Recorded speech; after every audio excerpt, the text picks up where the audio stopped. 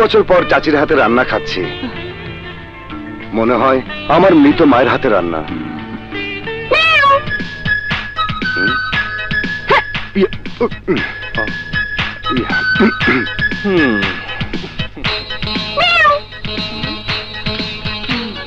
এই, আমাকে কিছু খেতে দাও, দাও না, দাও না।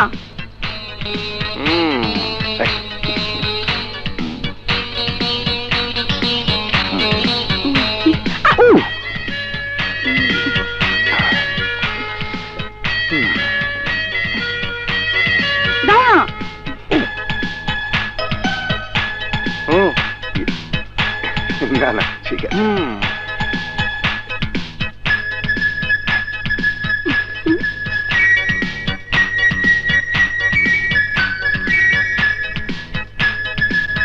কি রে রফিক, এত তাড়াতাড়ি খেয়ে ফেললি? কিছু আমি খেলাম, কিছু বিড়াল খেলো। বিড়াল আবার কোথায়? এইমাত্র এসেছিল, আবার চলেও গেছে। আমি আসছি। আচ্ছা আচ্ছা। আবার বোধহয় এসেছে রে। আরে আসুক আসুক, বিড়াল হচ্ছে ঘরের লক্ষ্মী। উঠি আরে কই যাচ্ছিস? আরে নে। বিড়াল খাবে তো তাই। বুদ্ধিমান ছেলে। এই এই, তুমি আমাকে বিড়াল বললে কেন? বিড়াল নয় তো কি? টেবিলের নিচে এসে এইভাবে কেউ খাবার চাইলে তাকে বিড়াল বলবো না তো কি বলবো? হ্যাঁ, ছোটবেলা অভ্যাস করেছিলে কেন? সেই ছোটবেলার দুষ্টুমি এখনো ভুলতে পারোনি? সেই ছোটবেলা থেকে তুমি আমার সুখ দুঃখের ভাবনা। রাতে ঘুমোতে গেলেই বাড়িটা তোর কেমন লাগলো? ভালো। এই বাড়িটা আমি তোর জন্য কিনেছি। আমার থাকার জন্য এত বড় বাড়ি কি দরকার ছিল বাবা? বর্তমান যুগে যৌতুক প্রথা খুবই নিন্দনীয়, তাই আমাদের মেয়েকে বিয়ের আগে বাড়ি কিনে দিলাম, যাতে বিয়ের পরে কেউ বলতে না পারে সামনে কালী উকিলের মেয়ের বিয়েতে যৌতুক দিয়েছে ঢাকার একটা বিশাল বাড়ি। তাছাড়া তুই তো আমাদের গ্রামের বাড়িতে কখনো সম্পত্তির ভাগ আনতে যাবি না, তাই বাবা হিসাব করেই তোকে এই বাড়িটা ক্রয় করে দিয়েছে। ছোটবেলার মতন স্বার্থপরতার গন্ধ পাচ্ছি কিন্তু ভাইয়া। কি বললি মা? আমি স্বার্থপর? হ্যাঁ, কিছুটা। মা, তুমি শুনলে বিনা কি বললো? নাদের চুপ থাকতো। আজ একটা শুভ দিনে তোরা দুই ভাই বোন ছোটবেলার মতো ঝগড়া করছিস কেন? আমি করলাম কোথায়? ইচ্ছে করে তোমাদের আদরের মেয়ে খুশির মতো পাগলামো করছে। আমি তো ভুলেই গিয়েছিলাম খুশি ভাবির কথা। মা, খুশি ভাবি কেমন আছে? ভালো, খুব ভালো আছে। মা, তুমি এভাবে বলছো কেন? দেখেছো বাবা একটা মাঝির মেয়ে কেমন আছে ও নিয়ে তোকে ভাবতে হবে না। শোনো বিনার মা, ঘরে যাও, কিছু রান্না বান্না করো, খাওয়া দাওয়া শেষ করে বাড়ি যেতে হবে, জরুরি কাজ আছে। ঠিক আছে, তোমরা অপেক্ষা করো, আমরা মা মেয়ে মিলে সব ব্যবস্থা করছি। চল মা, চলো। ভাগনা, তোর বাবা বাড়িটা কিনেছে বড় সুন্দর রে। হ্যাঁ, আচ্ছা এবার বলো তো, কোন কথা বলার জন্য আমাকে ফোন না করে সোজা চলে এলে? আজ আমার বাবা মা আমার নামে একটা বাড়ি কিনে সেই বাড়িটি সাজিয়ে গুছিয়ে দিয়ে গ্রামের বাড়িতে চলে গেছে। আমি চাই আমার এই নতুন বাড়ির প্রথম মেহমান হবে তুমি। তুমি না যাওয়া পর্যন্ত কিন্তু আমি ওই বাড়িতে যাচ্ছি না। ইয়ে মানে আজ রাতে আমার একটা পলিটিক্যাল অ্যাপয়েন্টমেন্ট আছে। ইয়ে আগামীকাল আদালত থেকে বাসায় না এসে সোজা তোমার বাড়িতে যাব। এসো, এই হচ্ছে আমার বাড়ি। Wow, beautiful, fantastic. বিনা, সত্যি আঙ্কেলের রুচি আছে।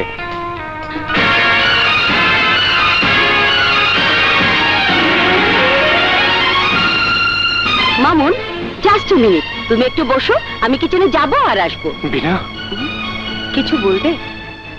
ওয়ালে ঝুলানো ছবির লোকটিকে? ও মাই গড, জয়দেবপুর জেলার প্রখ্যাত আইনজীবী সাদেক আলী খান।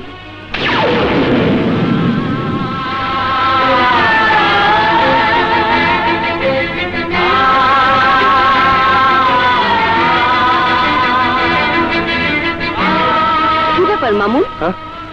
আমার বাবার ছবি দেখে তোমার চেহারাটা যেন কেমন হয়ে গেল। আমার বাবাকে তুমি চেনো?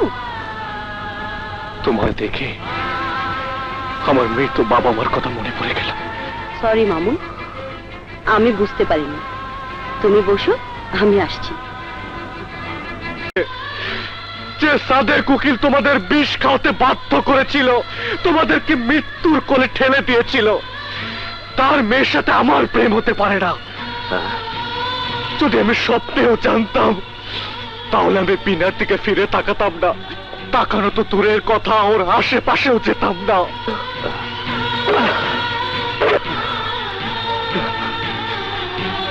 আমি ব্যারিস্টারে পড়েছি ওই সাদেক উকিলের সাথে আইনি লড়াই করার জন্য।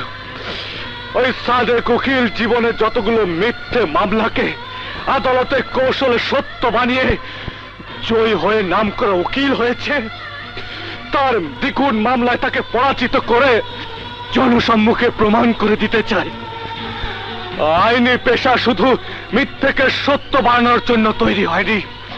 সত্যকে সত্য আর মিথ্যেকে মিথ্যে প্রমাণ করে কষ্ট আর দুঃখ দিয়েছে। যখন সুযোগ পেয়েছি, তখন বিনার প্রেমকে প্রত্যাখ্যান না করে সাদরে গ্রহণ করব। সাদেক উকিল কখনোই আমাদের প্রেমকে মেনে নেবে না। দুঃখে কষ্টে চলতে থাকবে, আমিও চালাতে থাকবো।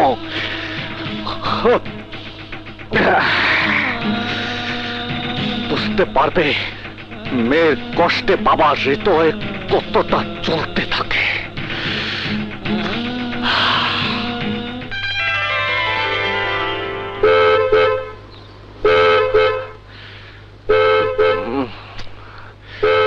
বুয়া, জি স্যার। বুয়া দেখো না কে হর্ন বাজাচ্ছে। আচ্ছা। সালাম আলাইকুম। ওয়ালাইকুম সালাম। তোমার সাহেব কোথায়? ঘরে আছে।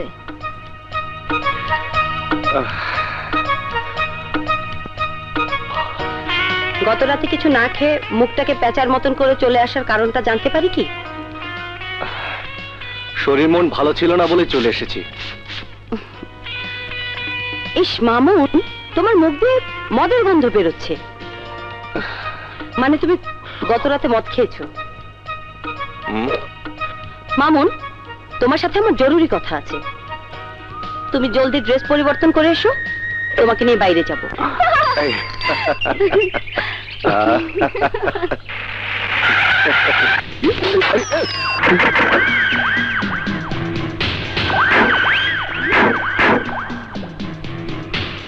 কি ব্যাপার, রিক্সা থামালেন কেন?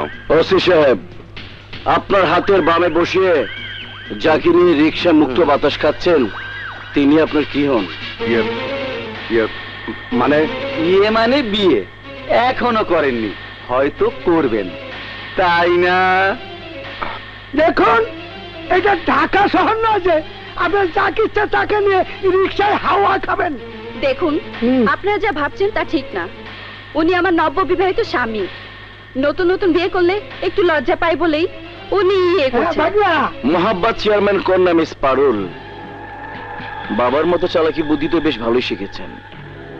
রাস্তাঘাটে যাকে ইচ্ছে তাকে নিয়ে ঘুরে বেড়াবেন, আর ধরা পড়ে গেলেই তিনি আপনার স্বামী হয়ে যাবেন। আজ আর তা হতে দিচ্ছি না। দেখুন, এর আগে পারুল কোথায় কি করেছে সেটা আমার দেখার বিষয় নয়। গতকাল ওকে আমি বিয়ে করেছি, শরীয়ত মোতাবেক সে আমার স্ত্রী। তাই পথ ছেড়ে দাঁড়ান, আমাদের যেতে দিন। ইমাম সাহেব,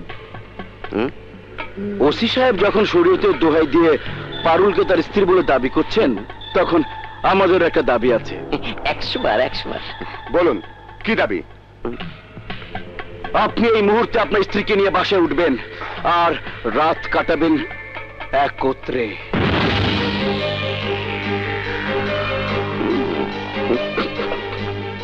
স্বামীর বাড়িতে যাব, রাত কাটাবো, তাতে দোষের কি? আপনাদের দাবি আমরা এই মুহূর্তে মেনে নিচ্ছি। কথা এবং কাজে মিল না পেলে আগামীকাল সকালবেলা এলাকার আরো জনগণ সঙ্গে নিয়ে থানার সামনে মিটিং করব, মিছিল করব। ভালোবাসা আমার জীবনে হলো না।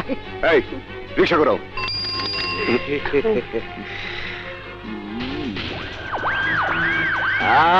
মামু আসসালামু আলাইকুম। ওয়ালাইকুম আসসালাম। মোহাব্বত চেয়ারম্যান, তুমি আমার বিচার কইরা মাঝির মাইয়ার সাথে বিয়া দিছিলা। আজ তোমার মাইয়া বিয়া ছাড়া অন্য পুরুষের সাথে বাসরঘর করব, তার সুব্যবস্থা কইরা দিলাম। তোমাদের কথা তো আমি কিছুই বুঝতে পারছি না। আপনার হবু জামাই ইন্সপেক্টর রফিকের বাসায় গেলেই বুঝবেন। হয়তো এতক্ষণে বাসরঘর শুরু হয়ে গেছে। যান যান যান, চেয়ারম্যান চাচা ওই দিকে না এই দিকে, এই দিকে যান। তাহলে ভালো। ভাগ্নে আমার সুপুরুষ। মামু, থানার চারিদিকে আমাদের নিজেদের লোক নিয়ে পাহারায় থাকতে হবে। আমি মনে মনে যা কিছু চেয়েছি, আজ আমি সব কিছু পেয়েছি। মানে সোজা, তোমার আত্মীয় স্বজন এসে আমাকে দেখতো, আমার চুল দেখতো, কেমন হাঁটি, কথা বলি, এসব পরীক্ষা করে তারপর বলতো আমাকে পছন্দ হয়েছে। এখন আর এসবের দরকার হলো না, সোজা বউ হয়ে চলে এলাম। দেখো পারুল, জীবনটা এত সোজা ভেবো না। চিন্তা করেছো, এখনো কিন্তু তোমার আমার বিয়ে হয়নি। তুমি তো আমাকে লোকজনের সামনে বিবাহিত স্ত্রী বলে স্বীকার করলে। পাবলিকের ঠেলায় পড়ে স্বীকার করতে বাধ্য হয়েছি। তাহলে কি করতে চাও এখন? ভাবছি এখন কি করা যায়। তুমি তো এখন নিরাপদে, আমি চলে যাই, তোমাকে কিছুই ভাবতে হবে না। তুমি যদি মনে প্রাণে চাও তাহলে চলে যেতে পারো। তুমি কি করে ভাবলে তোমাকে একা ফেলে আমি চলে যাব? তবে হ্যাঁ, একটি শর্ত সাপেক্ষে তোমাকে সমাধানের একটা বুদ্ধি দিতে পারি। বলো, শর্তটা কি?